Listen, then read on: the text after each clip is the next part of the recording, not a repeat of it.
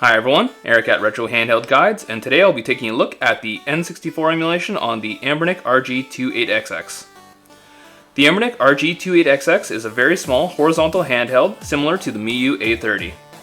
This device uses the same chipset that is currently being used in the Anbernic RG28XX HN Plus models, and so it should be capable of emulating a good portion of the N64 catalog. The most obvious difference when comparing the Anbernic RG28XX and the Miyoo A30 when talking about N64 emulation is the lack of a joystick on the Anbernic device. In practice, I found that the lack of a joystick didn't affect too much of the gameplay, but there are definitely some games where D-pad only input will be a serious disadvantage.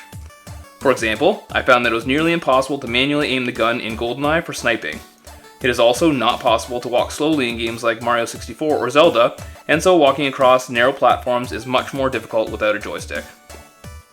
Overall, I found that the N64 emulation on the Anbernic RG28XX is pretty good, but the lack of a joystick does hurt the experience when playing certain types of games, and so it is something that you should consider if you're thinking about picking up this device for N64 emulation. So with that, let's take a look at N64 emulation on the Anbernic RG28XX.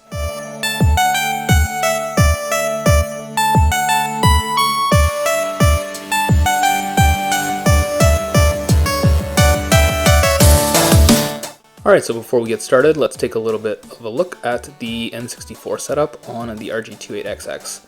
So when you go into your N64 games, you do have a couple of different core options. You can select them per game by simply selecting the Y button, and from there you'll see you have the ability to check between parallel or MUPIN. So by default it is parallel, and then you have your MUPIN if you wanted to use that one. You'll probably have to switch between various emulators to find which one has the best performance for you, and I've listed in the top left hand corner what I found to be the best performance for each of the games that I've showcased here.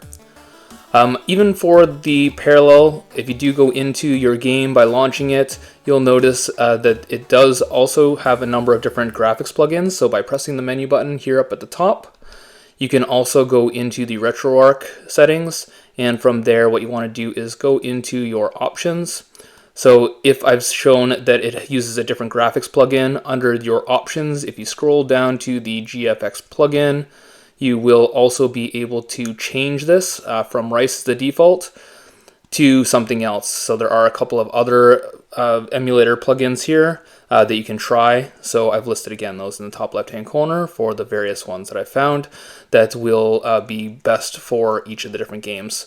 Once you've set your graphics plugin, then just go up to the manage core options and then save a content directory options or save a game options. Generally you'll want to save game options, as I find for N64. There are different emulator plugins and graphics plugins that are going to be different for each of the various games. For the most part, Rice is pretty performant. However, it does tend to have graphical glitches in many of the games. On this particular device, I found that GLN64 is a good combination of your performance as well as the better graphics for each of them, so you won't have too many glitches in that. But again, for each of the different games, you'll see that I've listed what I find best for each of them. Alright, so next let's talk a little bit about the controls on the RG28XX for Nintendo 64. So obviously without an analog stick, the joystick has been mapped to your D-pad, so you have all of your D-pad directions there for controlling your analog stick. You have your top, which has your left and right bumpers, and then your Z button is here on the L2 trigger. You have your A and B mapped to the B and Y here, so you can easily go in and do all your regular stuff. And then if you hold down the R2 button, you also have direct access to your C buttons. So now by holding this down, you also have your C buttons here as well. One thing that I did want to point out to you though about the default mapping is that by default, for some reason, the triggers are mapped to turbo. So if I hold this down, you'll see that Z targeting actually does this weird glitchy thing, and that's because turbo is actually enabled for all of these buttons. So what you want to do is you'll actually want to change that out so you can actually use Z targeting in things like your Ocarina of Time. To do that, press the menu button on the top and go into your controls, and from there you'll want to change the turbo fire mode. By default, it's set up to classic. I've just changed this over to single button hold. And then what I've done is change the default turbo button as well to something that doesn't even exist on this because I don't want turbo, I don't use turbo. So I'll set it to R3 as an example. Once that's done, just go into your manage remap files and then save content directory so that it applies to all of them. Or if you do want to use turbos, I guess you can always save game directory.